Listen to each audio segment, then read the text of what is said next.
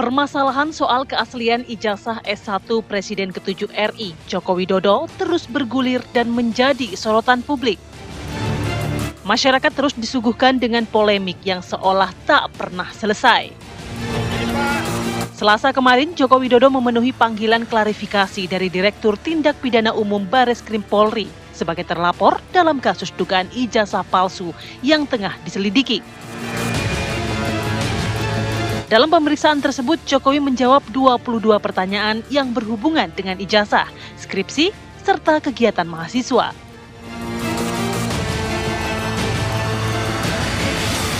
Seusai diperiksa, Jokowi menyatakan baru akan menunjukkan ijazahnya ketika sudah diminta hakim di pengadilan. Jokowi mengaku sedih dan kasihan jika proses hukum berlanjut. Namun demikian, menurutnya tuduhan tersebut telah keterlaluan. Sementara terkait kasus ijazah asli atau palsu ini, pihak Rektorat UGM telah beberapa kali menegaskan bahwa Jokowi benar-benar alumnus UGM. UGM juga siap mendukung proses hukum untuk membuktikan kebenaran soal keaslian ijazah Jokowi. Pihak kampus bahkan telah menyiapkan dokumen resmi untuk sidang gugatan ijazah di Pengadilan Negeri Sleman.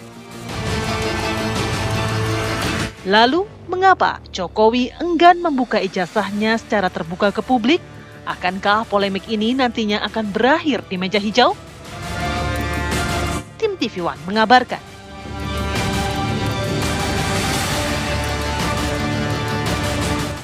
Nanti akan kami buka pada saat diminta oleh pengadilan, oleh hakim.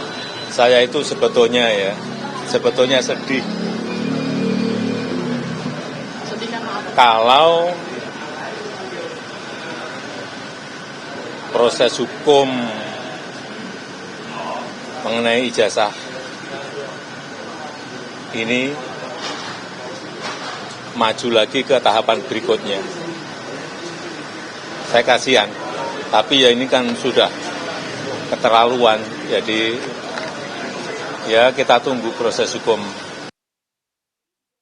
Ini bukan soal membela siapa, tidak. Tapi bahwa kami dalam posisi ini adalah menjelaskan sebagai sebuah lembaga yang memiliki dokumen, sudah kami jelaskan, dan Joko Widodo itu lulus pada November ya, 5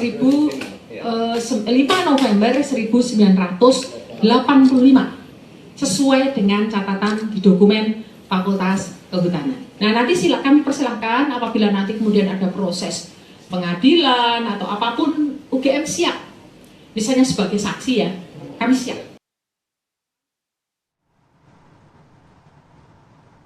Pergi ke kampus lupa pakai helm. Cakep. Di tengah jalan kena razia. Cakep. Nah, kalau ijazah Jokowi sudah dinyatakan asli dan resmi dari UGM, kenapa masih ramai juga sih yang curiga? Nah itu bingung juga nih Pak Jokowi ya, mau gimana lagi membuktikan, meyakinkan pihak yang berseberangan atau pihak-pihak yang tidak mempercayai ijazah tersebut palsu. Betul, tapi salah satu yang dijanjikan tadi kan katanya akan dibeberkan ke publik kalau diminta di persidangan, begitu ya. Nah, persidangannya kapan? Itu dia, kita tunggu nanti.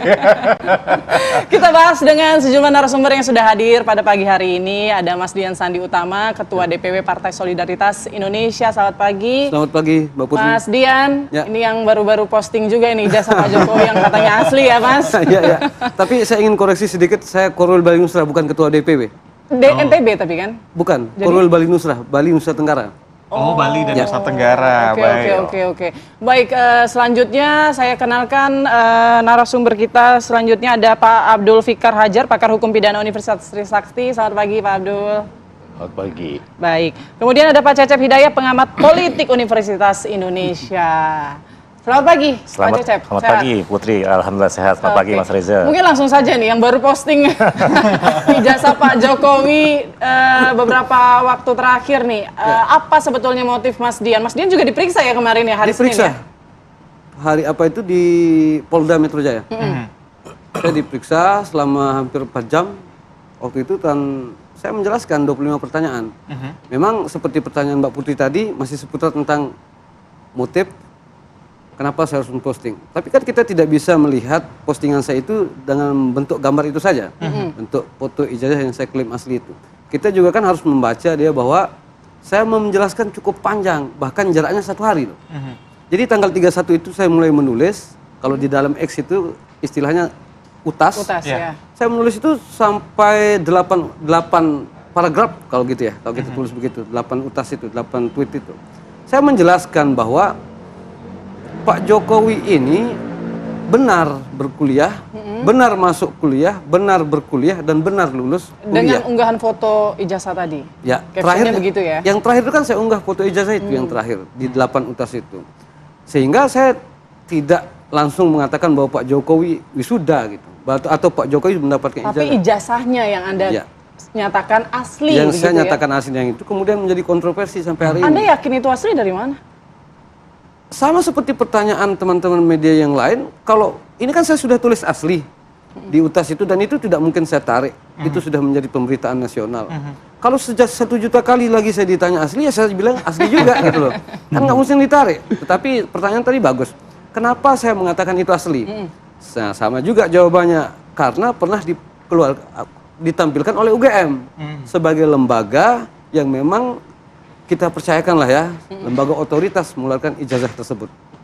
Oke, baik. Sebenarnya kalau misalnya ditarik lagi, tujuan utama untuk mengupload itu adalah untuk membela Pak Jokowi, begitu ya, saya tegaskan ya? Di satu sisi Di tengah ya, kegaduhan yang di terjadi. satu sisi iya, tetapi persentase besarnya kalau kita ukur kadar motifnya itu adalah karena saya ingin menyudahi persoalan ini. Ini kan persoalan bukan turun setelah hujan kemarin sore. Ini udah lama, Mas. Kalau kita lihat akar permasalahannya, ini kan waktu Pak Jokowi masuk Pilkada Jakarta. Waktu itu sempat juga teman-teman media meliput itu bagaimana Pak Jokowi KTP-nya saja dianggap palsu loh. Kan KTP-nya dianggap palsu. Oke, kalau ingin menyudahi tapi ternyata urusan Anda jadi lebih panjang nih dengan Nah, polisi. inilah yang kemudian di luar dari prediksi saya. Awalnya saya mengira itu akan selesai, tapi kan kemudian menjadi ramai. Tapi saya lanjutkan tadi boleh tidak? Biar maksud saya lebih komprehensif saya jelaskan. Pak Jokowi itu masuk Jakarta, KTP-nya dianggap palsu. Kemudian muncul orang tuanya palsu. Maksud saya orang tuanya bukan yang ini gitu loh. Kan itu pemberitaannya. Lanjut sampai ke macam-macam, sampai ke ijazah palsu dan lain-lain. Kan banyak sekali tuh. Yang dari awal itu sudah diidentikan ke beliau itu soal sematan-sematan yang tadi, soal palsu-palsu itu. Yang pada akhirnya kan menyebabkan, mohon maaf ini saya bukan maksud apa ya, tapi ada juga yang jadi korban kan, sampai masuk penjara apa segala macam itu, yang dulu tahun 2016.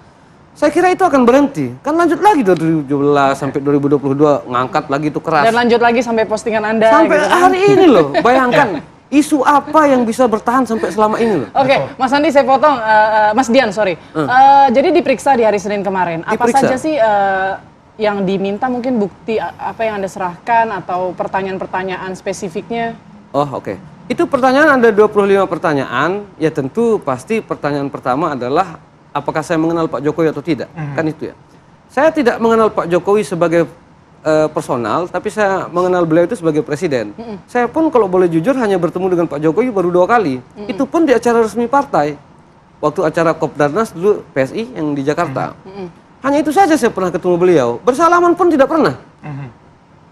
Mbak Putri dan Mas boleh percaya atau tidak, bersalaman pun saya tidak pernah dengan Pak Jokowi ini. Baik. Kemarin diperiksa 25 pertanyaan berapa menit, Mas? 5 jam. Oh, 5 5 jam. jam. Ya mungkin kan ada pertanyaan yang pendek. Kalau apakah Anda sehat itu kan masuk pertanyaan juga. Betul, Bagaimana kabar betul. Anda hari ini itu kan ada pertanyaan yang pendek, ada yang panjang Ada juga. pertanyaan Putri. betul. Sentil. 25 pertanyaan itu ya cukup lengkap lah kalau kita dengan durasi 5 jam itu ya. Iya. Karena kenapa dia panjang? Ternyata saya itu menjadi pihak terkait baik oleh pihak terlapor maupun oleh pihak pelapor. Oke. Sehingga kan harus dikomparasikan. Baik. Nah, naasnya sekali ini bagi saya, mungkin naas atau berkah bagi saya tidak tahu. Saya itu harus berhadapan dengan Polres Jakarta Selatan, di mana ada Pradi Bersatu melaporkan di situ kan. Terus saya harus Polda Metro Jaya, ada Pak Jokowi yang melapor di situ. Nah, terus Bareskrim yang waktu itu dilakukan oleh TPUA teman-teman itu, termasuk Mabes. Jadi, berarti ada 4 ya? Jadi ada 4 yang harus saya hadapi. Nah, saya ingin tanya nanti kalau memang materi pertanyaan sama, boleh nggak saya copy paste itu? Kalau materinya Capek kayaknya sama. ngejelasinnya ya. Capek juga kan jelasin 5 jam setiap hari. Baik, saya ke Pak Cecep. Kalau tadi dikatakan sudah bergulir sejak 2016. Kalau saya boleh mengutip, Prof. Jimli juga sempat mengatakan bahwa ini tidak akan selesai sampai dengan 2029 nanti begitu ya. Tanggapan Anda seperti apa? Apakah masih akan panjang perjalanannya? Oke, jadi bicara mengenai isu atau persoalan ijazah Jokowi yang dituduh sebagian pihak sebagai ijazah yang palsu ya, itu dapat dijelaskan dengan beberapa pendekatan sebenarnya. Pertama, kita bisa lihat dalam konteks delegitimasi ya. Jadi isu-isu seperti ini kan kita tahu Jokowi muncul sebagai sosok pemimpin nasional ya, dari lokal kemudian ke wilayah kemudian ke nasional. Kemudian isu itu muncul bahkan dari 2016. Nah, bahkan sampai setelah 2 periode setelah selesai itu muncul kembali. Tapi nama beliau, nama Presiden ke-7 ini masih muncul ke publik. Betul. Nah, tentu dalam demokrasi kan ada pihak-pihak para pengkritik lah. Pihak-pihak yang mungkin berseberangan. Nah, ajang seperti ini itu bisa menjadi satu instrumen ya untuk mendelegitimasi sebenarnya sosok yang pernah menjadi Presiden ke-7 ini sebenarnya. Jadi itu salah satu penjelasan ya. Kenapa? Ya kalau tadi Pak Prof disampaikan tadi ya, itu bisa sampai ke depan karena memang kita lihat saat ini mantan presiden kita, Presiden ke-7 Jokowi ini masih terus muncul ke publik.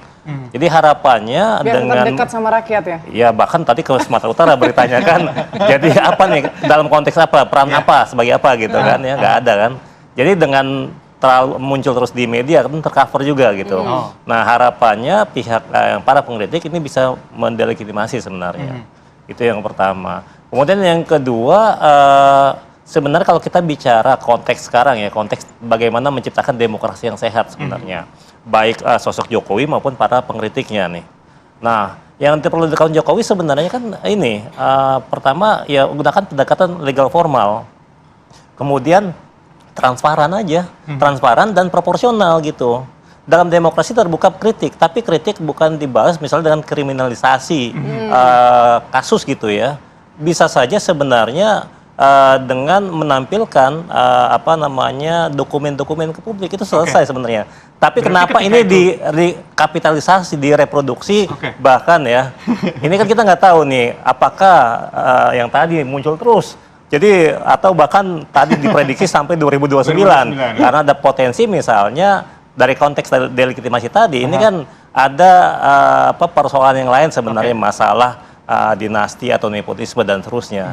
Jadi justru para pengkritik juga sebenarnya bisa bukan sekedar mengkritik ijazah yang persoalan administratif lama gitu ya, tapi justru persoalan yang lain yang terkait dengan sosok Presiden Jokowi ini sebenarnya. Bisa dia persoalan nepotismenya, masalah dinasti politik atau masalah kebijakan yang pernah dikeluarkan dan seterusnya. Jadi itu sebenarnya fokusnya. Jangan sampai justru isu ini itu menenggelamkan isu-isu yang lain. Betul.